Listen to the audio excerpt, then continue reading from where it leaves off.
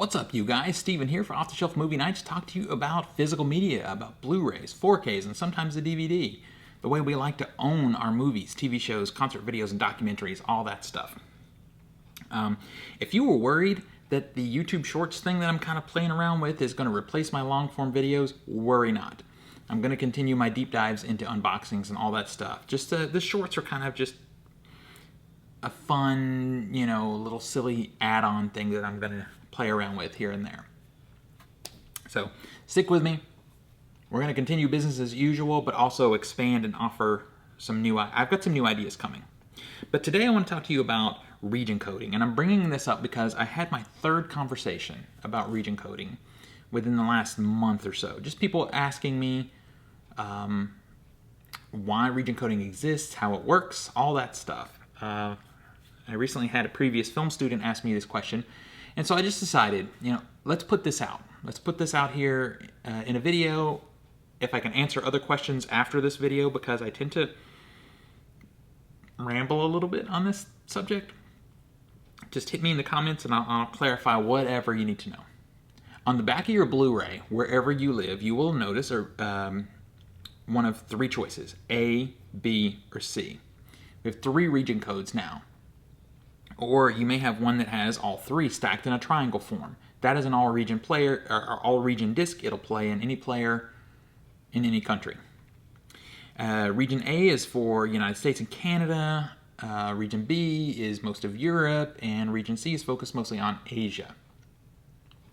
So you can find a lot more in-depth breakdown of each region, but you know which region your discs are. If you don't, pull out something off your shelf that was released in your country and look on the back. You'll see what the region is.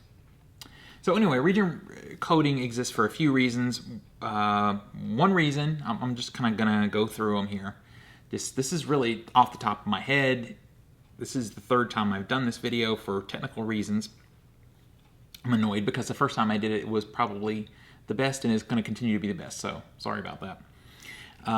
First reason that I can tell you is it takes a lot of money to make a film. Even a cheap film is still a lot of money. But a tentpole, like a summer blockbuster, that kind of thing, they're very expensive. You'll notice a lot of times at the beginning of a movie, several studio names pop up. All of those studios have financial investment in this movie, and often the copyright for the movie is shared across those studios in different regions.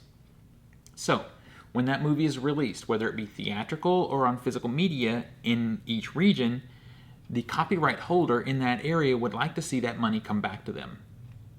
Ultimately, they'd like to make their money back, plus make a tidy profit. Generally, I support this. We need a healthy film industry to keep getting good movies. Sure, we're going to get a bunch of crap. We'll continue to get a bunch of crap, I think that the number used to be 1 in 8 films is actually good. In the Hollywood system anyway. And they know it. But that one film, it's either good or it's just a big box office success. That one film helps finance other smaller films that are also good but not as widely viewed. Probably financially not successful. And then there's a lot of junk. There's a lot of reboots, a lot of sequels, a lot of just junk. And that's okay. It has to be. That's the way it tends to work. So yeah, as I said, I support that. I think if you are an investor in film, being a filmmaker myself on a much smaller level than what we're talking about, if someone invests in my film, I want them to see their money back. I want them to make a profit. I want them to invest in me again. So I support all that. But the region coding system is based on a way that we don't even make film anymore. It is. So basically the reason it for a long time was so important was not only is it expensive to make a film, it's expensive to strike a print. To strike a physical film print is expensive. So often you would see a film do a pretty lengthy tour of theaters in its own country.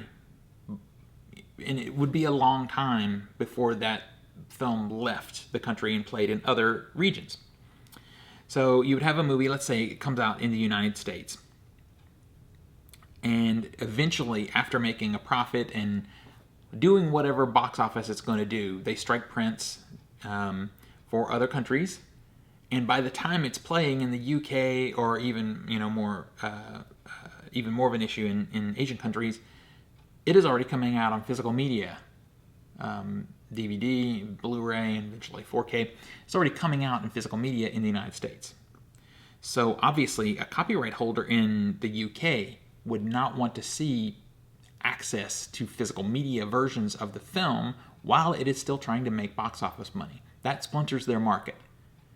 Not only does it take from their box office, it's also money going back to a physical media distributor that is not them. I mean, this is just common sense. They don't want that. So region codes help control that. That's another reason. Going into another reason, most studios don't do global releases of films on physical media. They make partnership deals with other distributors in those regions. So we can see this now. Shout Factory and Arrow often, sometimes within a couple of months of each other, will put out the same movie. And obviously Shout Factory doesn't want you buying the Arrow video, region B. They want you to buy theirs. They put the money into releasing that film, and they would like to see that profit come back. Arrow is the same. They would prefer you not import the Shout Factory release from the United States. They want you to buy the Arrow Region B release so that they can put money back into another, be profitable and put money into more films. I understand these situations. And that is why, again, why region coding exists. I understand and support, I support a healthy industry, but we're going to hit a wall in a few minutes where my support stops. And we'll get there. So the last reason I do want to talk about that region coding is kind of something that's going to stick with us forever, to some degree, is what is culturally acceptable, politically acceptable in media in different countries. And it is different. When we talk about, look back to the 1970s, films that were released theatrically in the United States, like Last House on the Left, for example, which had, a storied release, but still it did come out, was considered Evil Dead, also considered a video nasty in the UK and banned or released heavily censored in that country. Still today, there are things that can be shown on home video, streaming, theatrical in this country that can't be shown in the UK. Even more so in China.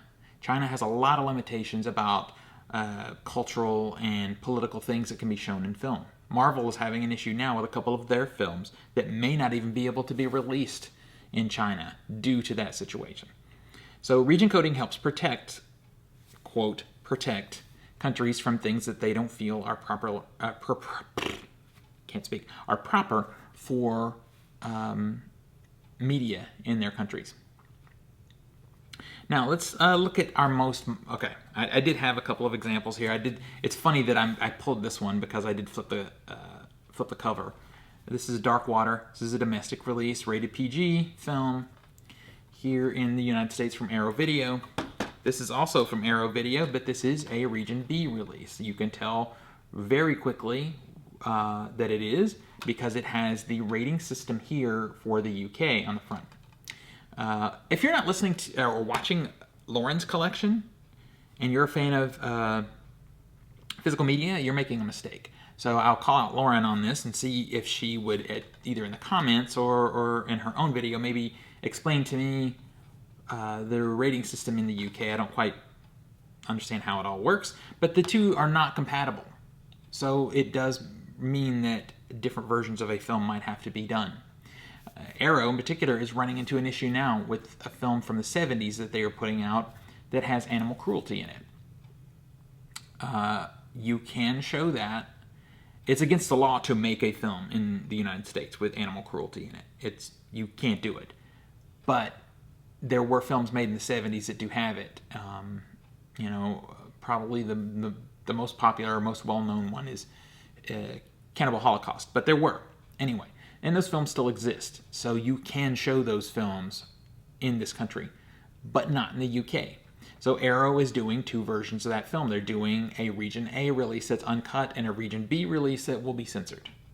So again, another reason region coding is in place, and for that reason will probably never go away. The other two reasons, those are starting to fade, and I'll tell you, most well defined by 4K. 4K has no region coding. This is something I'm shocked that so many of my friends that love movies and actually still buy physical media don't know or didn't know until I told them that 4Ks are region free. The 4K format takes into account the fact that movies are no longer released on film prints. There are exceptions. Christopher Nolan always puts out some film prints of his films, usually just in IMAX and not in all IMAXs. They're very limited. And the reason that matters is it's much cheaper to do multiple cuts of a film digitally, or it's faster and cheaper to go and put in those subtitles that you need to put in. Or sometimes it's even copyrights on music. Music might change from one country to another. That stuff is quick and easy to change.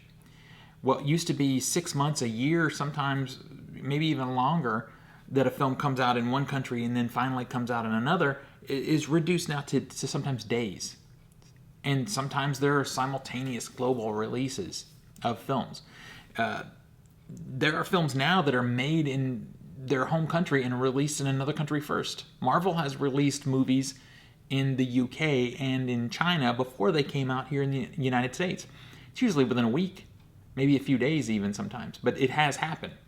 So this window that you had to protect the theatrical release in other countries from home video releases, it's going away or is already gone. And 4K takes that into account. 4K understands that we don't have to hide our physical media releases from potential box office runs. It's not an issue anymore. By the time this comes out, the movie has played everywhere it's going to play theatrically. The other part is, since 4K is not region coded, it can be cheaper if you don't have to do recuts of a film. It can be cheaper to just go ahead and put all the subtitle options that you're going to put on here and strike this master and just make a bunch of copies, and it's good to go in all the countries. Even if you make deals as a distributor, if you make deals with other countries or with other studios to distribute the film in other countries, in other regions, you can send them this master. We see it now where several different companies, Shout Factory, Arrow, again as an example, are releasing a film with a brand new 4K transfer. They're using the same transfer. Their release is different only in what they're offering in extras, packaging, and sometimes audio mixes. I have seen times when Studio Canal will put out a 4K in the UK without an Atmos mix, and Shout Factory puts it out here and adds an Atmos mix. But basically, they're using the same transfer. You know, so and the Studio Canal is actually doing a really good job with striking some new 4K transfers, and then those are being used by distributors all over the place. Anyway, so yeah, the major studios looking at 4K are starting to have, zero concern about region. What's funny now, though, is the boutique distributors, the fringe, what used to be the fringe distributors, are the ones who are having concerns about region. And it's for the same reason. A company like Shout Factory is putting out a movie like Raw, and they want you to buy, in your country, they want you to buy their version so they can make that money back and make a profit. They don't want you importing that beautiful second sight version from the UK. This is where, so what they're doing now with 4Ks is my understanding. It almost feels like a rumor to me because I keep hearing that there are region coding tools being applied to 4K.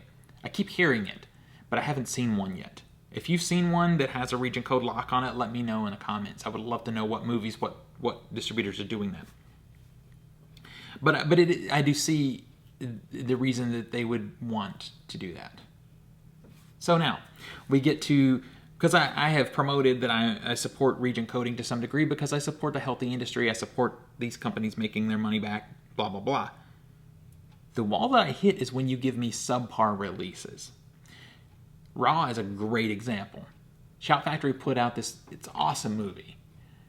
For $27 US, Shout Factory put out a shit release. It's basic packaging, no extras to speak of, just dropped it out there. Whereas for the same dollar amount after conversion, in the UK, Second Sight put out a beautiful release with a great book of essays and a ton of extras. I want the good release, you know? To me, I feel like by buying the international version, by importing, from the UK, I'm trying to tell Shout Factory, hey, I expect better. I expect better. If you're going to be a boutique distributor and you're going to be the one to bring this movie, then bring the extras. Bring me that collector level packaging that I want. If not, I'm going to get it somewhere else. Anyway, that's a whole other rant that I could get on. If you haven't seen my video of installing my all-region Blu-ray player, please give it a look. It's here in the channel, and let me know in the comments. Do you have an all-region player? What's your feeling about region coding? And do you have any other questions or comments about region coding? I would love to have this conversation with you. I hope I didn't ramble too much. I always ramble on this subject. I don't know why. Again, more long-form videos on the way. Probably a few little shorts coming too. Let me know what you think of everything. Let's talk about physical media in the comments. That's the reason I'm here. Until next we meet, pull something cool off the shelf, share it with your friends and family, and remind them why physical media is the best way to watch films and TV. I'll see you guys on the next one.